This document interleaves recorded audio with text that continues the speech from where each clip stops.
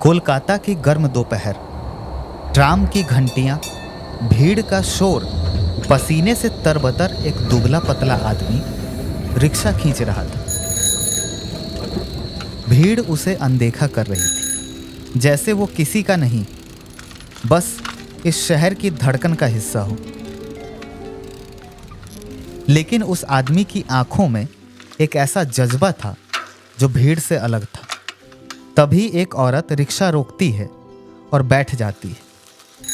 वो अनजान है कि ये रिक्शा वाला कोई और नहीं, दरअसल बलराज साहनी थे, जो हिंदी सिनेमा के उभरते सितारा थे।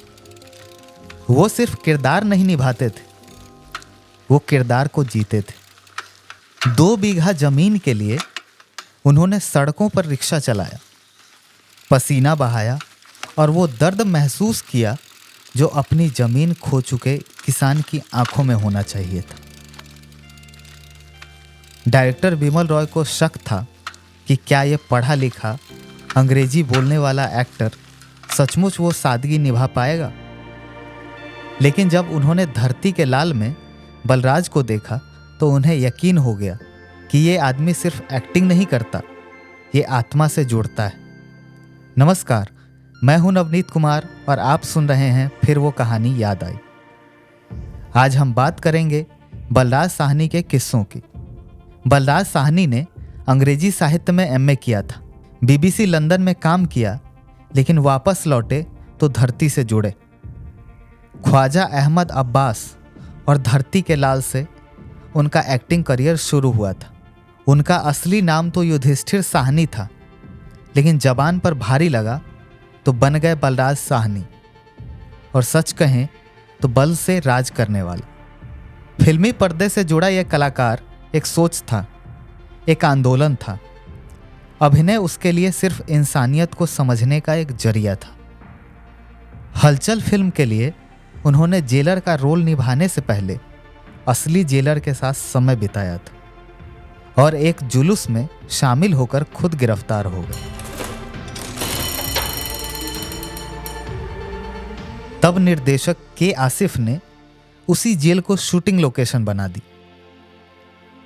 बलराज दिन में शूटिंग करते और रात को कैदी की तरह रहते थे। बलराज की निजी जिंदगी भी कम फिल्मी नहीं थी। उनकी पहली पत्नी दमयंती, जो फिल्म गुड़िया की हीरोइन भी रही थी, उनका असमय निधन बलराज की जिंदगी का पहला बड़ा सदमा बन गया। वे टूटे, बिखरे और फिर खुद को समेटा। दूसरी शादी उन्होंने अपनी कजिन संतोष चंदोक से की, जो लेखिका थी, पर जिंदगी ने फिर एक और वार किया। उनकी बेटी शबनम की शादी के बाद मौत हो गई। इस बार बलराज अंदर से चूर हो गए।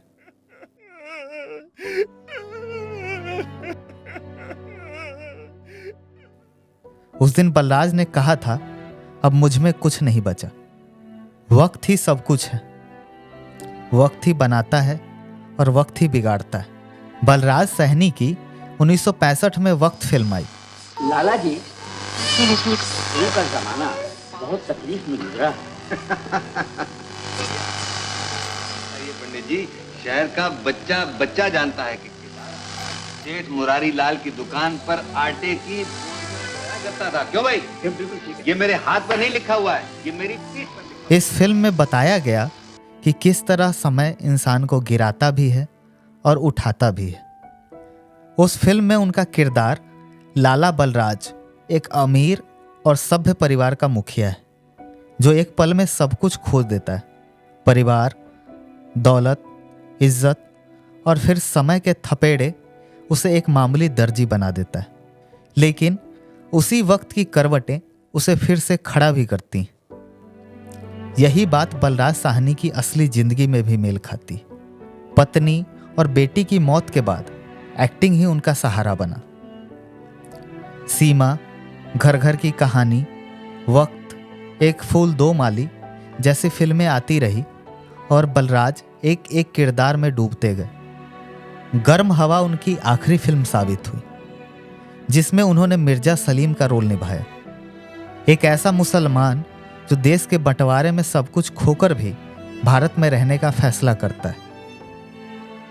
फिल्म का आखिरी सीन था, मिर्जा एक मजदूर आंदोलन में शामिल हो जाता है, उम्मीद और संघर्ष की ओर कदम बढ़ाता है।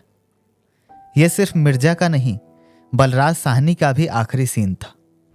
13 अप्रैल 1973 को बलराज साहनी हमेशा की तरह सुबह तैराकी के लिए गए, लौटे, नहाए और शूटिंग के लिए तैयार हो ही रहे थे, तभी उन्हें सीने में तेज दर्द हुआ। उन्हें नानावटी अस्पताल ले जाया गया, जहां 3 बार दिल का दौरा पड़ा और वो चल बसे। उस वक्त उनकी उम्र सिर्फ 59 साल थी। उनकी अंतिम इच्छा थी, कोई पंडित मत बुलाना, मंत्र मत पढ़वाना, मेरी अर्थी पर लाल झंडा उड़ा देना। यही बलराज साहनी थे, एक कलाकार, एक विचार और एक इंसान जो मरकर भी जिंदा रहेगा। तो ये थी बलराज साहनी की कहानी। ऐसे और किस्सों के लिए जुड़े रहिए हर रविवार स्टेट मिरर के साथ।